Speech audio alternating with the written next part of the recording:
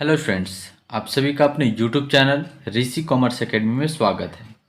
आइए स्टूडेंट्स, आज हम लोग क्लास 10th का एक्सरसाइज 1.1 का क्वेश्चन सॉल्व करेंगे। बहुत ही आसान तरीके से सॉल्व करेंगे।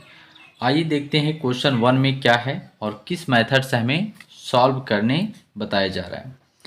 देखिए क्वेश्चन 1 है, क्या कहता है, use Euclid division algorithm to find of HCF. हम लोग को एचसीएफ फाइंड करना है, जैसा कि हम लोग पिछले क्लास में एचसीएफ ट्रेडिशनल मेथड से सॉल्व करते थे। बट अब हम लोग को यूक्लिड डिवीजन एल्गोरिथम का यूज़ करते हुए हम लोग को एचसीएफ फाइंड करना। आइए जानते हैं किस तरीके से एल्गोरिथम का यूज़ किया जाएगा और किस तरीके से एचसीएफ फाइंड होगा। आइए बहुत ही आसान तरीके से आज हम बताने वाले हैं स्टूडेंट्स। आइए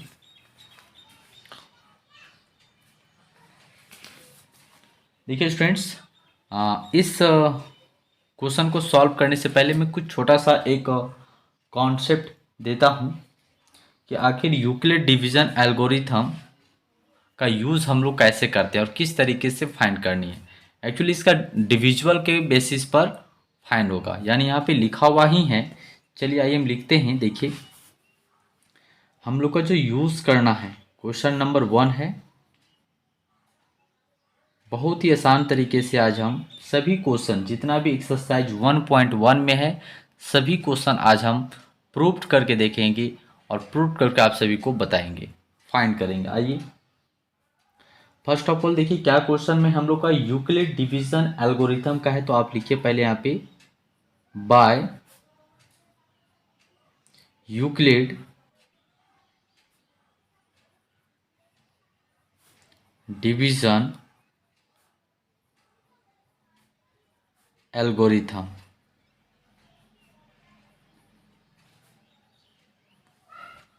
का यूज़ करना है। ठीक है, अब डिवीज़न का यदि आप फार्मूला पहले देखेंगे तो किस तरीके से डिवीज़न का फार्मूला होता है, यानी किस तरीके से हम लोग किसी भी वैल्यू का डिवीज़न करते हैं यानी डिवाइड करते हैं। देखिए इस तरीके से फॉर्म होता है।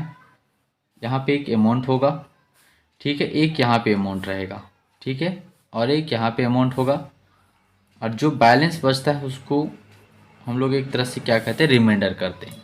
इस सभी वैल्यू को हम लोग नाम लिखते हैं कि आखिर हम सभी को क्या क्या कहते हैं। तो ये जो मेरा स्टूडेंट्स है, इसको हम लोग कहते हैं डिवाइज़र। ये अभी जो हम लोग ये बता रहे हैं ये बहुत इंपॉर्टेंट है, बहुत इंपॉर्टेंट है, क्योंकि अभी जितना भी हम लोग क्वेश्चन सॉल्व करेंगे इसी के मेथड यानी इसी के कॉन्सेप्ट से सॉल्व होगा। इसलिए आप इसको बहुत ही ध्यान से देखिए। आइए देखिए, इसको हम लोग कहेंगे डिवाइज़र। ये हम लोग का हो जाएगा डिवाइज़र, ठीक है।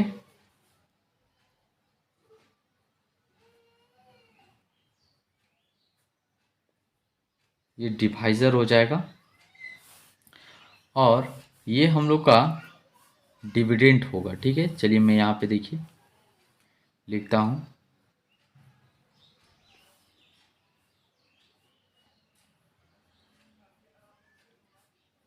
डिविडेंड, ठीक है। और ये मेरा होगा क्वांटिटी। क्वांटिटी बोलेंगे या क्वांटेंट बोलेंगे,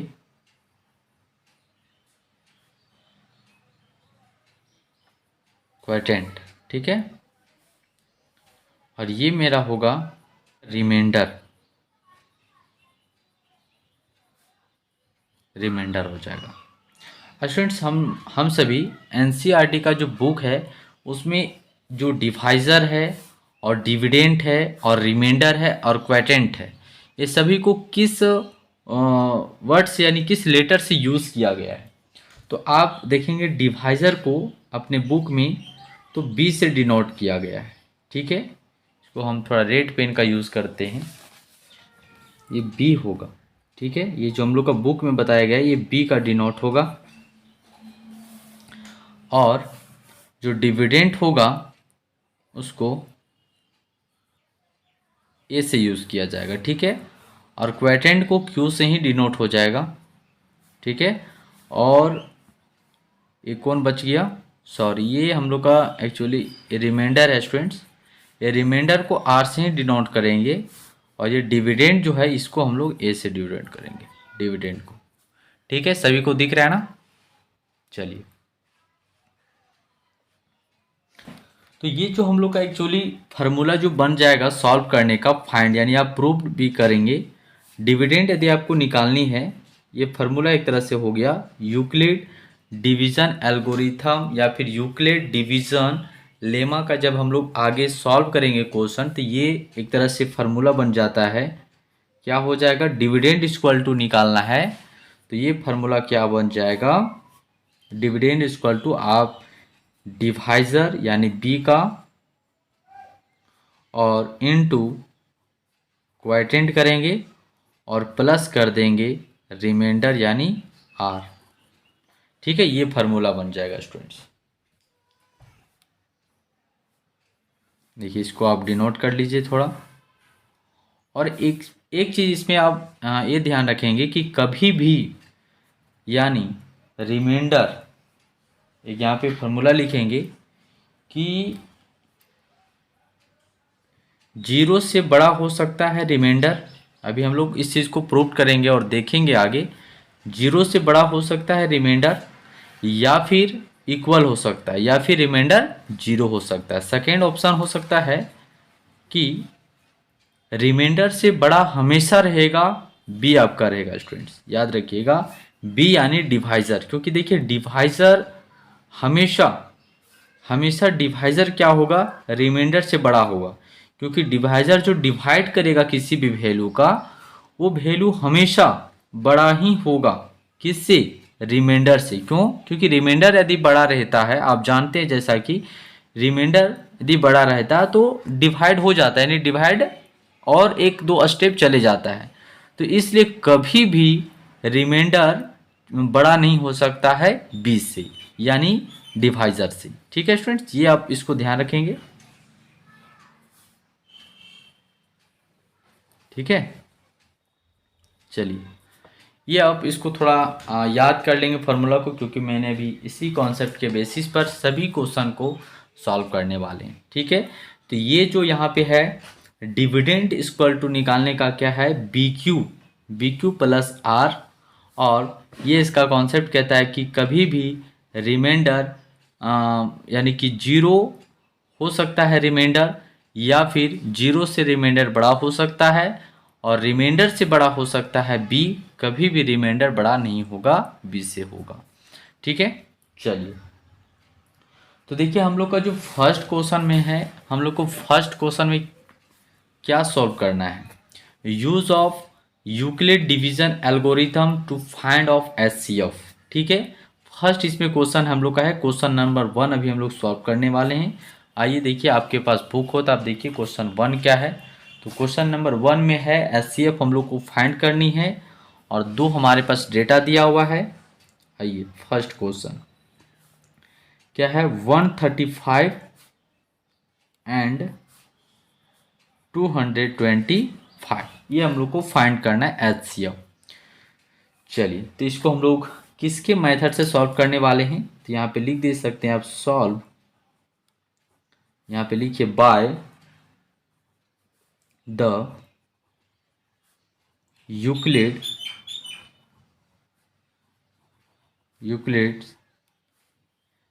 डिवीजन एल्गोरिथम का यूज कर रहे हैं। ठीक है, एल्गोरिथम का यूज कर रहे हैं। तो यहाँ पे छोटा वैल्यू कौन सा है, 135, इससे हम लोग डिवाइड करेंगे 135 को किस में, 225 में।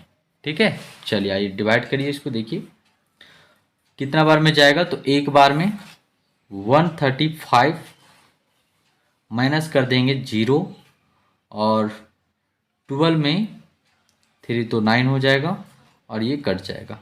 ठीक है, फिर इसको 135 से, ये देखिए एल्गोरिथम का हम लोग यूज़ कर रहे हैं। ठीक है, इसी तरीके से डिवाइड होगी। नेक्स्ट होगा 90 है, तो 90 से एक बार जाएगा 90, और माइनस कर देंगे 5, और 13 में 9 तो 4 हो जाएगा, 45 हो जाएगा। एक बार और जाएगा, अब फिर 90, इसमें फिर डिवाइड हो जाएगा। ठीक है, चलिए देखिए 45 दूना होता है 90, ठीक है, ये हम लोग का वैल्यू कट गया। तो जैसा कि स्टूडेंट आप देख सकते हैं कि रिमाइंडर क्या आ गया, जीरो।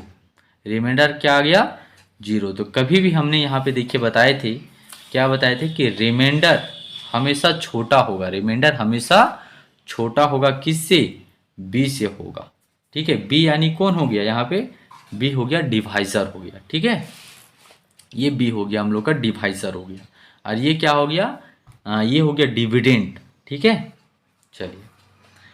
तो ये हम लोग का जो एचसीएफ हो गया, यहाँ पे एचसीएफ कितना आ गया, वह 45 हो गया। ये हम लोग को फाइंड करनी थी किसके मेथड से, तो यूक्लिड डिवीजन एल्गोरिथम का यूज़ करना था। ठीक है, आप इसको लिख सकते हैं, इसको आप आंसर में करेंगे। हैंस लिखिए आप कि एचसीएफ ऑफ 135 एंड 225 इज कितना है, 45। ये हम लोग का आंसर आ गया। ठीक है, चलिए। उम्मीद है कि बाकी जो क्वेश्चन है, क्वेश्चन नंबर 1 का, आप इसको इसी मेथड से सॉल्व करेंगे। चलिए हम लोग नेक्स्ट क्वेश्चन सॉल्व करते हैं, क्वेश्चन नंबर 2। देखिए बहुत ही आसान क्वेश्चन है और इजी है, बट बहुत बच्चों का ये प्रॉब्लम होती है इस क्वेश्चन में, और खास करके आगे जो क्वेश्चन है दिया हुआ है इसमें। आइए बहुत ही आसान तरीके से हम लोग सॉल्व करेंगे। आइए देखिए। So that any positive odd integer is of the form 6q plus 1 or 6q plus 3 or 6q plus 1 where q is some integer। याद रखिएगा, q यहाँ पे क्या है, एक is some एक इंटीजर है यहाँ पे। ठीक है, ये जो यहाँ पे q दिख रहा है ना, ये क्या है, एक सम इंटीजर है। देखिए स्टूडेंट्स, हम लोग को यहाँ पे एक्चुअली फाइंड क्या करना है, आप इसको देखेंगे किस फॉर्म में है स्टूडेंट्स। ये जो हमारे पास यहाँ पे डेटा है, क्या है, 6q प्लस 1, 6q प्लस 3, ये किस फॉर्म में दिख रहा है स्टूडेंट्स। अब इसको अगर अंदाज़ा लगाएंगे, तभी मैंने जो एक फार्मूला लिखा, क्या लिखा, यूक्लिड डिवीज़न एल्गोरिथम का जो मैंने एक फार्मूला लिखा, या फिर आप उसको यूक्लिड डिवीज़न एल्गोरिथम का मेथड से हमने सॉल्व किया। यूक्लिड डिवीजन लेमा आप कर सकते हैं, यूक्लिड डिवीजन लेमा का या फार्मूला आप इसको कर सकते हैं। क्या मैंने इसका यूक्लिड डिवीजन लेमा का यूज़ किया, तो ए इक्वल टू क्या लिखा, A equal to B Q plus R लिखा। ठीक है, तो आप देख सकते हैं यहाँ पे कि ये जो इंटीजर है उसके बराबर बी बराबर क्या है, 6 है, और क्यू का क्यू यहाँ पे इंडिकेट हो रहा है, और आर बराबर क्या है, 1 है। यहाँ पे देख सकते हैं बी बराबर क्या है, 6 है, और क्यू है, और प्लस आर बराबर 3 है। आप देख सकते हैं कि ये यूक्लिड डिवीजन लेमा के फॉर्म में ये है, यानी जो मैंने ये फार्मूला भी बताया था उसके फॉर्म में ये है। तो आप लोग को यहाँ पे करनी क्या है, इस क्वेश्चन में आपको प्रूफ करना है, प्रूफ करना है, देखना है कि क्या आप जो यूक्लिड डिवीजन लेमा का फार्मूला जो यूज़ करेंगे, क्या इसमें ये वैल्यू सभी आते हैं, इस फॉर्म में हैं या नहीं है। ठीक है, देखिए question, so that any positive odd integer is of the, जो भी पॉजिटिव ऑड इंटीजर है क्या इस फॉर्म में है या नहीं है। ऑड पॉजिटिव, ध्यान रखिएगा, positive odd integer is of the form, इस फॉर्म में है या नहीं है। ठीक है, जहाँ पे q क्या है, एक सब इंटीजर है। चलिए आइए हम बताते हैं, प्रूफ करके देखते हैं कि क्या ये ऑड पॉजिटिव इंटीजर है या नहीं है। ठीक है, चलिए क्वेश्चन नंबर 2।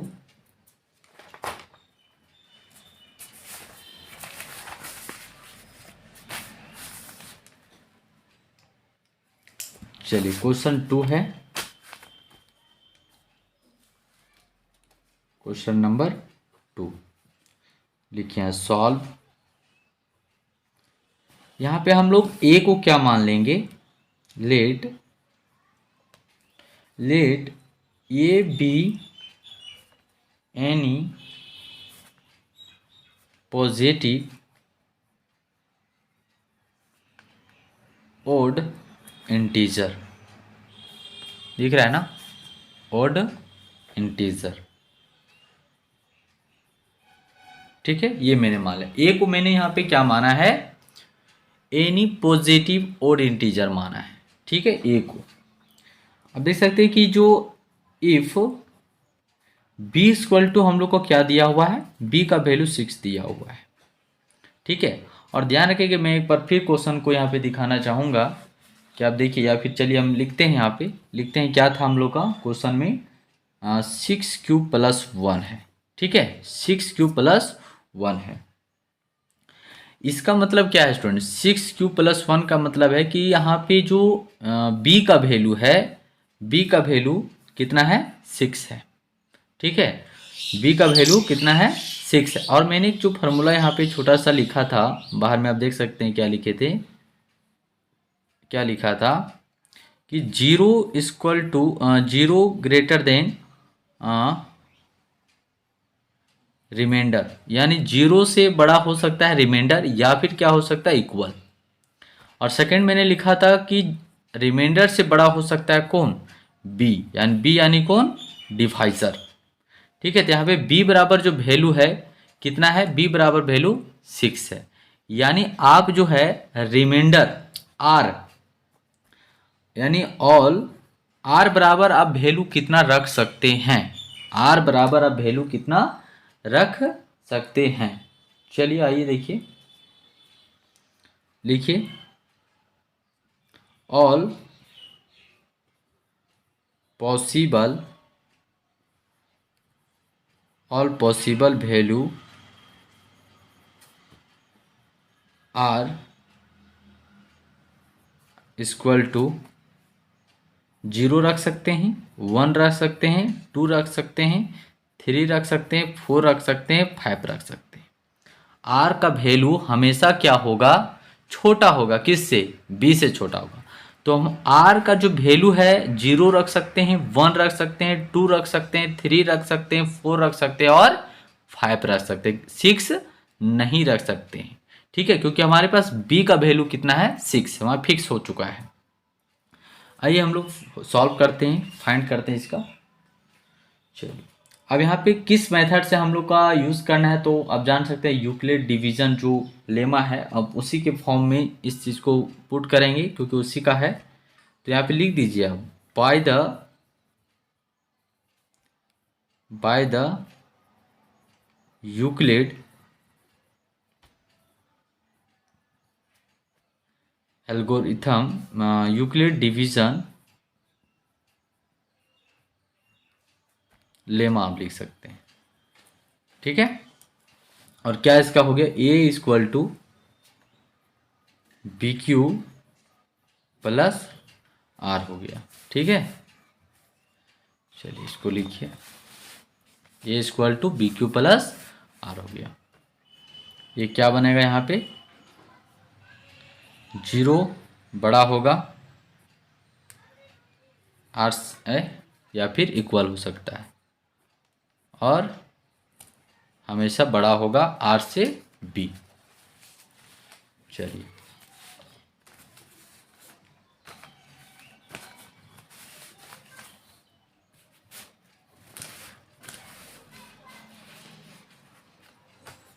चलिए अब इसको वैल्यू पुट कर दीजिए आप आसानी से।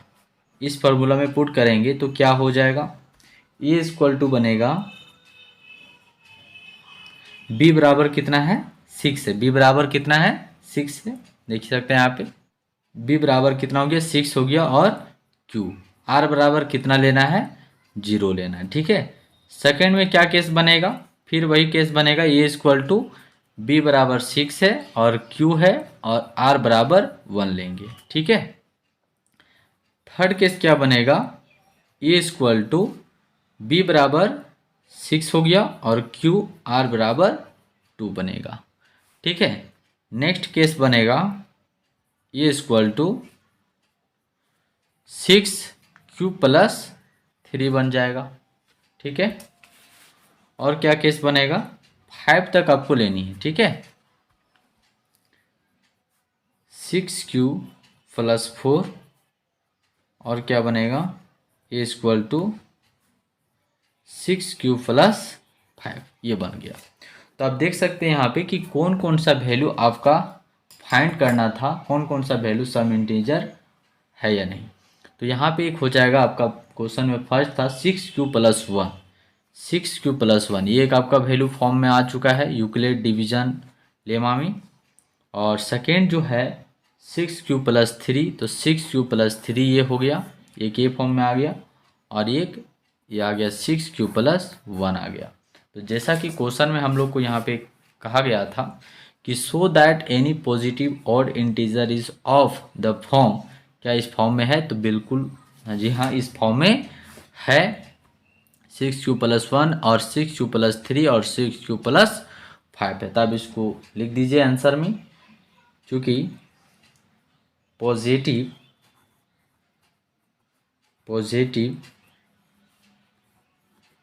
ऑड इंटीजर आर बराबर 6q+1, 6q+3 आया और 6q+5 आया, ये आ गया आपका। ठीक है, ये आपका प्रूव हो गया।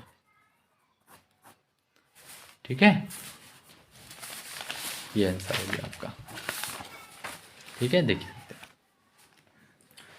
चलिए सेकेंड हम लोग को क्या फाइंड करनी है, आइए थर्ड क्वेश्चन है ना। चलिए देखिए क्वेश्चन थोड़ा लॉन्ग है बट इसको बहुत ही आसान तरीके से सॉल्व होगा। पढ़िए क्वेश्चन, देखिए करा an army contingent of 616 members, member कितना है टोटल आर्मी 616 मेंबर है, is to march behind an army band of 32 members. ठीक है, in a parade the two group कितना बनाना है, are to march in the same number का होना चाहिए of column what is the maximum number of columns in which they can march. बहुत ही आसान है, बता रहे हैं यहाँ पे, देखिए ये चीज़ आप गौर करेंगे कि हम लोग को कितना मैक्सिमम नंबर ऑफ कॉलम बन के आएगा। ठीक है, जो परेड करेंगे आर्मी वो मैक्सिमम नंबर कितना कॉलम बनेगा। तो हम लोग को यहाँ पे मैक्सिमम जो नंबर बताया है इससे पता चल रहा है कि हम लोग किस मेथड से, यानी कितना मैक्सिमम नंबर यदि निकालना है, कॉलम निकालनी है, तो इसके लिए हम लोग का कौन सा फाइंड करना है, यानी कौन सा मेथड लगाना है, एचसीएफ लगाना है या एलसीएम लगाना है। तो हम लोग को यहाँ पे कौन सा मेथड लगाना है, एचसीएफ लगाना है। क्यों, क्योंकि यहाँ पे हम लोग को मैक्सिमम बोला गया है, यानी हाईएस्ट कॉमन फैक्टर। तो अगर हाईएस्ट कॉमन फैक्टर निकालना है, मैक्सिमम कॉलम निकालनी है किसी चीज़ का, तो हम लोग को एचसीएफ फाइंड करनी है, और लोवेस्ट कहा जाता तो एलसीएम का यूज़ करते हैं स्टूडेंट्स।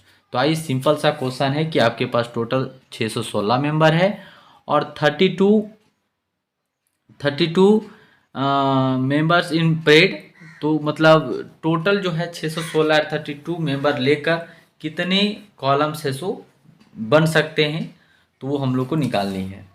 वो लोग जो परेड करेंगे कितने मैक्सिमम कॉलम बनाया जा सकता है, तो ये हम लोग को फाइंड करनी। आइए देखिए एचसीएफ इसका सिर्फ आप फाइंड कर दीजिए, निकल आएगा।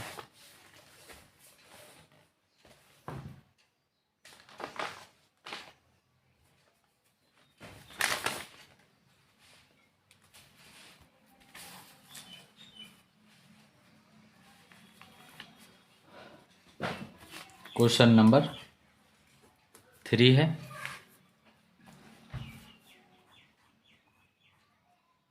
एचसीएफ क्या है, 616 है और 32 का करना है। ठीक है, तो क्या फाइंड करनी है, find the maximum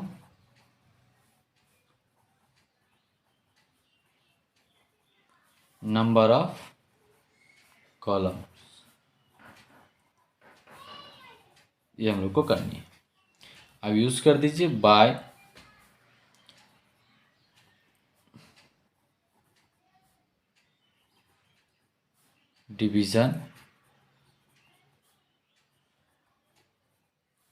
division algorithm का यूज़ कर दीजिए।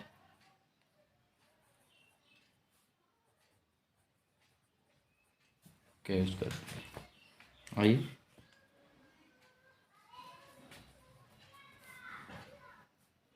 32 और 616 हो जाए।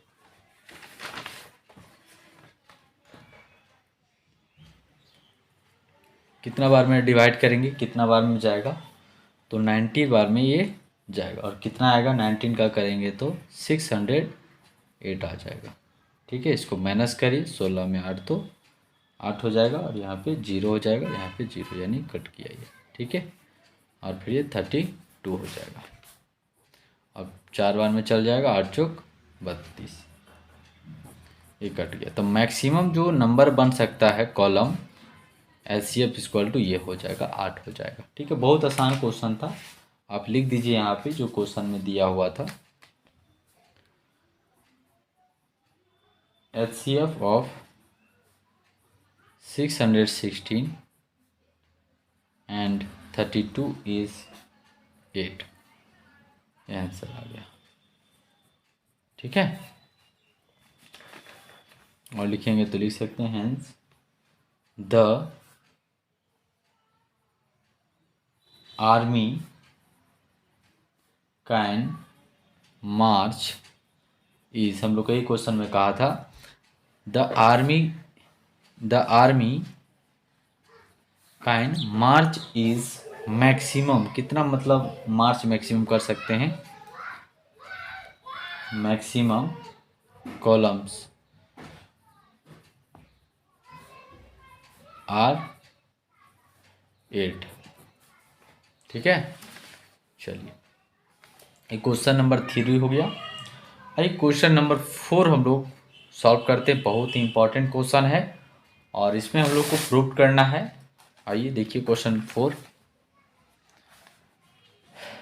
क्या है। Use Euclid division lemma to show that. ठीक है, देखिए यहाँ पे हम लोग को यूज किसका करना है, अभी जो हम लोग फार्मूला यूज कर रहे थे, यूज यूक्लिड डिवीजन लेमा। ठीक है, to show that the square. ठीक है, उसको हम लोग यूज करके और उसको क्या करना है, ये स्क्वायर करना है, ये ध्यान रखना, क्या करना है, square of any positive integer, जो भी वैल्यू है पॉजिटिव इंटीजर है उसको क्या करना है, स्क्वायर करना है। इज इधर ऑफ द फॉर्म, क्या इस फॉर्म में आएगा उसको स्क्वायर करने पर, ये हम लोग को फाइंड करनी है। जो भी यूक्लिड डिवीजन लेमा का यूज करना है और जो एनी पॉजिटिव इंटीजर को स्क्वायर करने पर क्या इस फॉर्म में आएगा, किस फॉर्म में, 3m प्लस 1 क्या इस फॉर्म में आएगा, ये हम लोग को प्रूव करनी है। तो आइए प्रूव करते हैं, बहुत ही आसान है। चलिए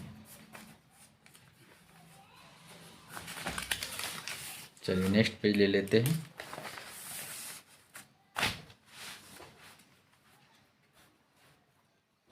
क्वेश्चन नंबर 4।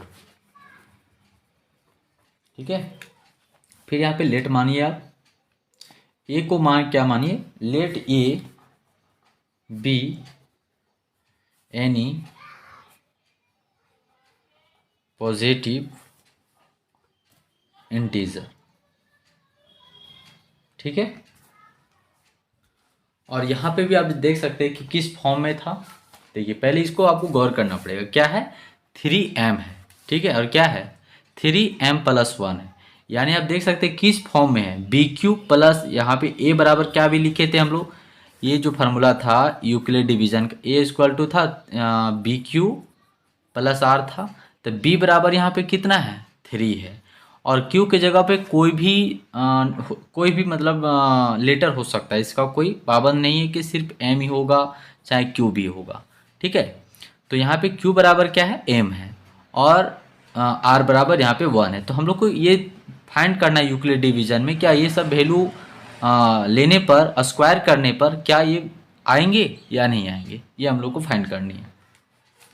ठीक है, तो आप यहाँ पे सिर्फ हमको ये बताना था कि b बराबर कितना है स्टूडेंट्स, तो 3 है, ये आप ध्यान रखें। यानी r बराबर जो आप क्या क्या ले सकते हैं, अभी जो मैंने जस्ट जो पीछे क्वेश्चन है उसमें मैंने लिया था क्वेश्चन नंबर 2 में आर बराबर क्या लिया था, जब वहाँ पे 3 वहाँ पे 6 था ना, तो 0 1 2 3 4 5 तक लिया था। तो इसी तरीके से बी बराबर यहाँ पे कितना है 3, तभी आर बराबर क्या ले सकते हैं 0 ले सकते हैं, 1 ले सकते हैं और सिर्फ 2 ले सकते हैं। ठीक है, ये ध्यान रखिएगा। चलिए आइए देखते हैं, प्रूव करते हैं। आइए, तो चलिए आइए फार्मूला लिखिए पहले, और किस मेथड का यूज़ करना है। तो चलिए इसमें अगर आप लिखेंगे तो लिख दीजिए पहले कि b बराबर कितना है, b बराबर यहाँ पे 3 है। ठीक है, b बराबर 3 है। तो आप ऑल पॉसिबल नंबर कितना ले सकते हो, r बराबर, क्योंकि देखिए यहाँ पे जो अभी लो मैं ये लिख देता हूँ 0 equal to sorry 0 greater than क्या होगा r। ठीक है, 0 से बड़ा हो सकता है या फिर इक्वल हो सकता है, और r हमेशा छोटा होगा, किससे होगा 20 से होगा। तो b बराबर कितना है 3। तो r बराबर क्या क्या हो सकता है, इसको यहाँ पे लिखिए। ठीक है, ऑल पॉसिबल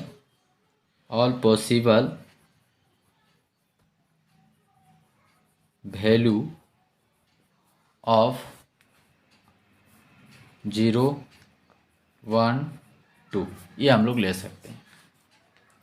ठीक है, चलिए मेथड का यूज़ करिए, बाय यूक्लिड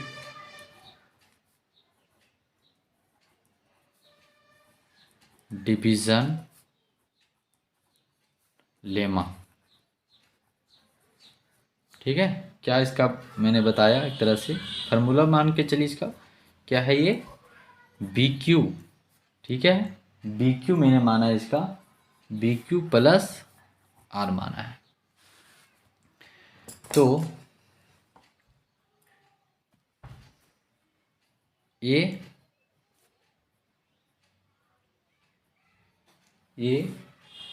स्टूडेंट, तो यहाँ पे यहाँ पे वेन कर दीजिए कि फर्स्ट में वेन आर बराबर कितना मैंने ले रहा है 0, बी बराबर कितना है 3 है, और क्यू और आर बराबर कितना हो गया 0, ए 3 क्यू आर। अब क्या क्वेश्चन में हम लोग को कहा गया था कि जो भी सम इंटीजर होंगे, जो इंटीजर होगा उसको क्या करनी है स्क्वायर करने पर। ठीक है, देखिए यहाँ पे बताया गया क्या कहा है स्क्वायर करने पर। आपके पास क्वेश्चन होगा, आप देखेंगे स्क्वायर करने पर, यानी जो ये वैल्यू आया ना सम इंटीजर, देखिए ये पिछले वाले क्वेश्चन में ये सम इंटीजर निकालनी थी तो यहीं तक हम लोग करके छोड़ दिए थे, लेकिन इस क्वेश्चन में हमें कहा है कि आप जो सम इंटीजर आए उसको स्क्वायर करने पर क्या वो 3m प्लस 1 आ सकता है। तो हम लोग को यहाँ पे क्या करना है स्क्वायर करना है। तो लिखिए बोथ साइड स्क्वायरिंग करने पर। ठीक है, बहुत आसान तरीका है। चलिए कुछ करना नहीं है, सिर्फ स्क्वायर करिए दोनों साइड में, 3q स्क्वायर हो गया।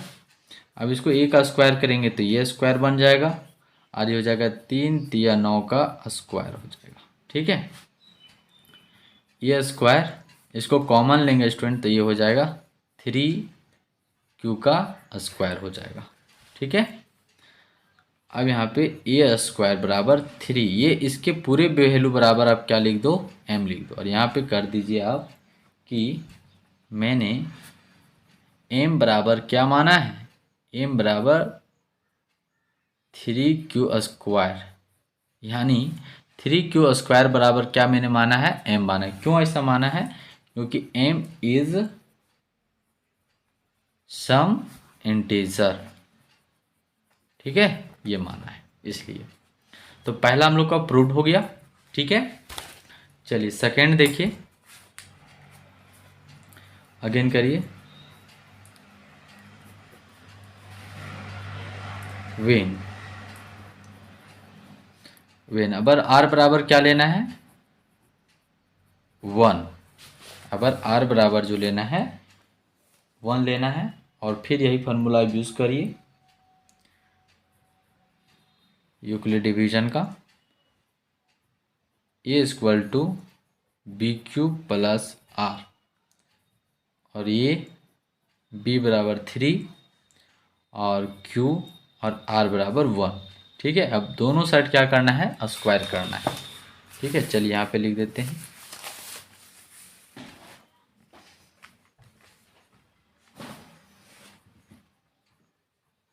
बोथ साइड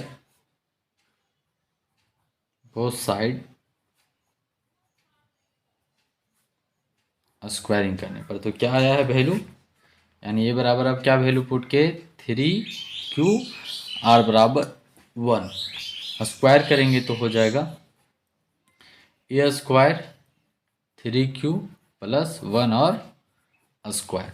ये देख सकते हैं किस फॉर्म में है, ए और बी का होल स्क्वायर के फॉर्म में है ना। तो यहाँ पे क्या होता है, ए प्लस बी का होल स्क्वायर क्या होता है, ए स्क्वायर प्लस 2AB और प्लस बी स्क्वायर होता है। ठीक है, चलिए इसको गुना करिए तो ए स्क्वायर हो जाएगा और इसको वैल्यू पुट करिए तो पहला क्या होता है ए स्क्वायर बराबर क्या है 3Q है। नेक्स्ट है 2AB, ए बराबर क्या है 3Q और बी बराबर 1 है और फिर लास्ट में बी स्क्वायर, तो बी बराबर 1 है तो 1 का स्क्वायर कर दीजिए। ठीक है, यहाँ करिए सॉल्व, ए स्क्वायर 3 तिया 9 Q का स्क्वायर और 6Q और प्लस 1 हो गया। ठीक है, नेक्स्ट करिए, देखिए यहाँ पे कॉमन निकलेगा क्या, तो निकल जाएगा, बिल्कुल कॉमन निकालिए, 3 निकल जाएगा, 3 तिया 9 Q का स्क्वायर, क्योंकि हम लोग इसलिए 3 निकाल रहे हैं स्टूडेंट क्योंकि हमें यहाँ पे जो फॉर्म था क्या था 3M था, 3M प्लस 1 था, तो हमें 3 ही चाहिए। ठीक है, इसलिए हम लोग कॉमन 3 ही निकाल रहे हैं बार बार और यहाँ पे निकल जाएगा 3 दूना 6, इससे नहीं निकलेगा तो ये बाहर हो जाएगा।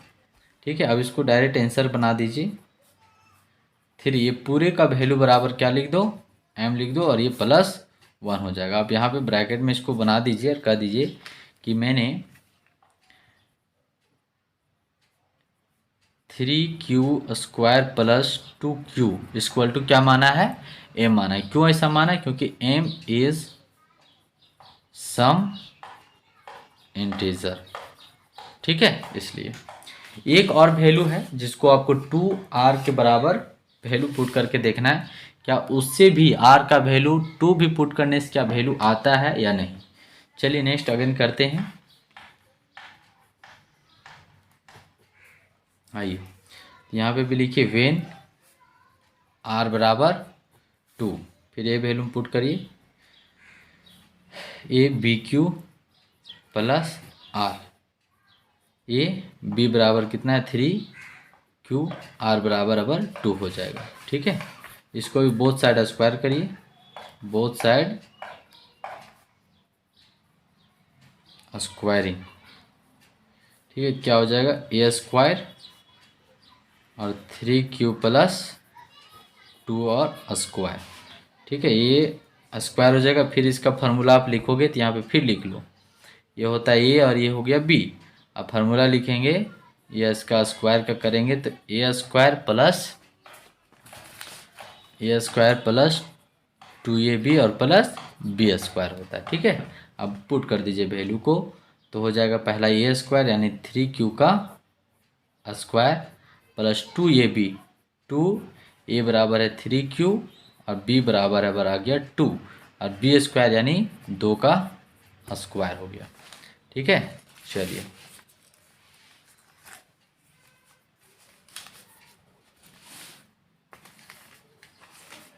इसको नेक्स्ट सॉल्व करिए, क्या आ जाएगा ए स्क्वायर 3 तिया 9 Q स्क्वायर 3 दूना 6 और 6 दूना 12 Q और 2 दूना 4 हो गया। ठीक है, चलिए इसको हम वैल्यू को लिख देते हैं आगे क्या हो जाएगा। चलिए इसको मैं यहाँ ही रख देता हूँ सामने और यहाँ चलिए पुट करते हैं। ठीक है, आसान होगा थोड़ा। क्या आया है ए स्क्वायर आया है और 9Q स्क्वायर और 12Q और प्लस 4 ये है। चलिए इसको आगे नेक्स्ट सॉल्व करिए, ए स्क्वायर 9Q स्क्वायर और 12Q, इसको आप इस तरीके से भी लिख सकते हैं। ठीक है स्टूडेंट, 4 को आप किस तरीके से लिख सकते हैं 3 प्लस 1 लिख सकते हैं। ऐसा क्यों लिखे, क्योंकि हमें कॉमन निकालनी है 3 का और 3 यहाँ पे 4 में कॉमन नहीं निकलेगी। ठीक है, इसके वजह से मैंने इस तरीके से कर दिया इसको। अब चलिए आगे करिए। ए स्क्वायर, इससे कॉमन निकाल दीजिए, 3 तिया 9, क्यू का स्क्वायर और 3 चौक 12 क्यू और 3 एकम 3 हो गया और ये +1 हो गया। ठीक है, ये स्क्वायर, ये पूरा का वैल्यू जो है आप लिख दीजिए, m लिख दीजिए। ठीक है, यहाँ पे ब्रैकेट में करिए कि m = 3q² + 4q और +1, ये मैंने किया। क्यों? क्योंकि m इज, लिख दीजिए फिर वही बात, सम इंटीजर। ठीक है, अब देखिए आपका पूरा का पूरा वैल्यू पुट हो चुका है। जो हम लोग का क्वेश्चन था, तो क्वेश्चन के अकॉर्डिंग सभी वैल्यू आ चुके हैं। ठीक है, यहाँ पे देख 3m भी आ चुका है, 3m + 1 आ चुका है। स्क्वायरिंग करने पर ये वैल्यू आ चुके हैं। ठीक है, जिसको कहेंगे कि ये एक पॉजिटिव सम इंटीजर है। अब लिख दीजिए आंसर डायरेक्ट, लिखिए जो क्वेश्चन में आपसे पूछा गया है, लिखिए hence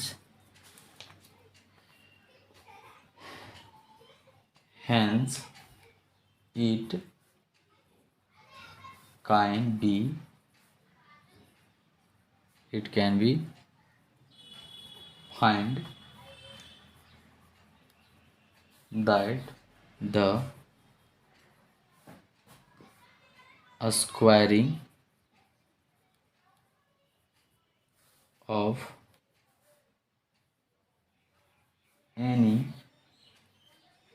positive